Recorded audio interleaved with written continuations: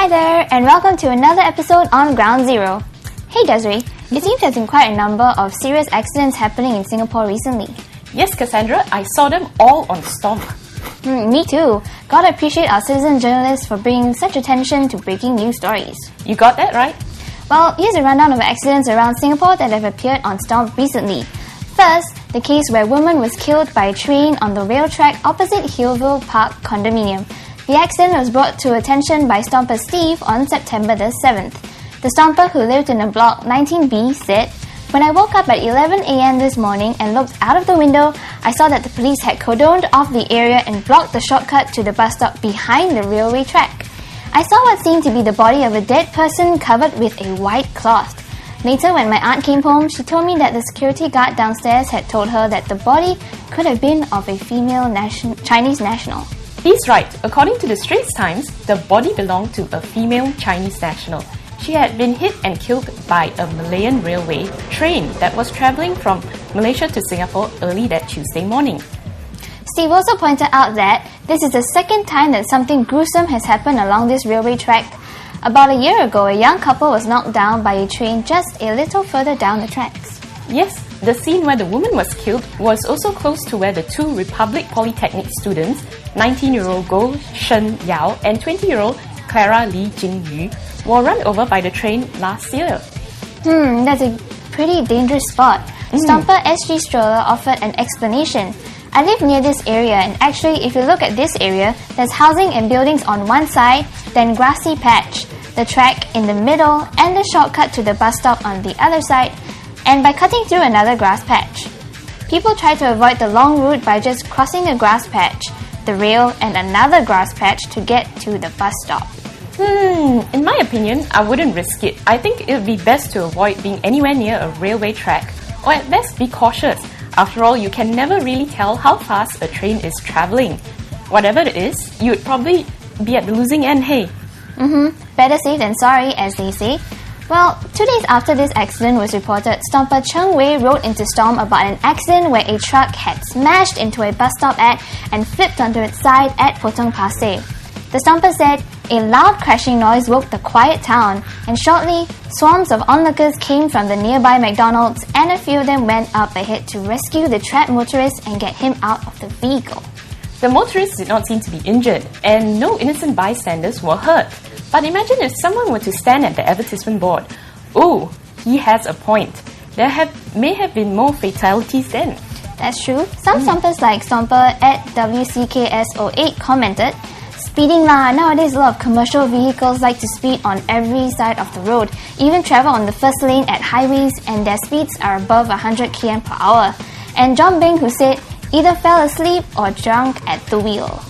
Well, it's not only this truck that flipped over. The next day, a car flipped over after a serious collision near the junction of Choa Chu Kang North 7 and Choa Chu Kang.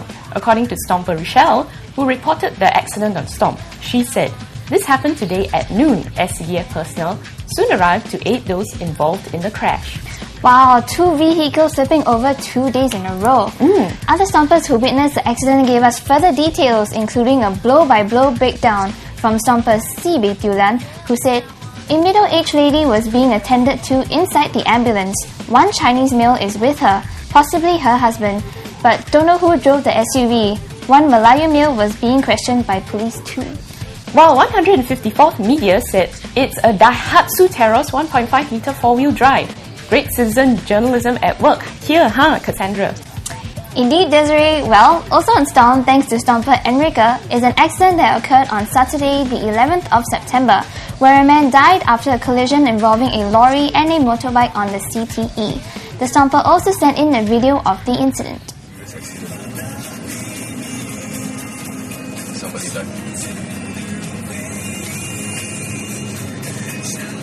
Here's Stomper Erica's description. "I was travelling on the CTE towards Orchard, and the road opposite was totally blocked and thus empty.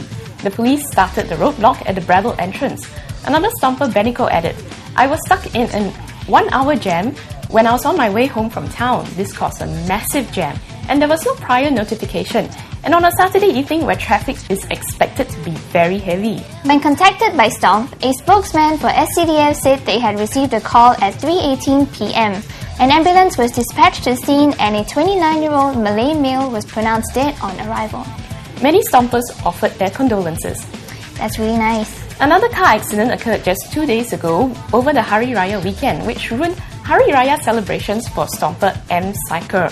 His uncle's car had collided with a large truck along the Tampines Expressway. He was travelling in a van behind the car when the accident happened. M. Cycle said, "I'm still not sure what happened to cause the accident. The ambulance came and rushed my cousins to Changi General Hospital. The crash left his aunt and uncle with fractured bones and his cousins with minor injuries." Oh, what a tragic thing to happen in a festive week. Well, Stompers shared their sympathy, but were also stern with their warnings. Flowerhorn too said, never tailgate. Always give one car away from the front vehicle.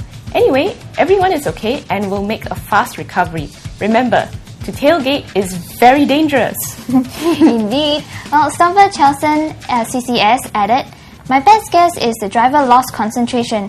When driving on a family day out on a happy day, usually there'll be too many happenings in the car that will dilute the driver's concentration on the road. If the situation is not properly managed, when joy reaches its peak and follows, so all drivers beware." The power of citizen journalism at its best, don't you think, Cassie? Yeah, I think without these, journalists out there, we won't be receiving these stories. Well, anyway, in the next segment, we find out the quirky and inconsiderate things people do on buses, all in the name of comfort.